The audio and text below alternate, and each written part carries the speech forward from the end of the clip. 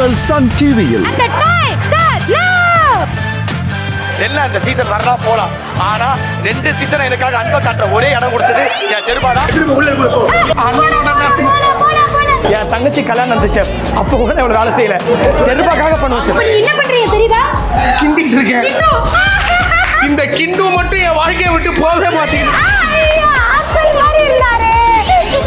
இப்படி ஆயிட்டாரு பாவம்.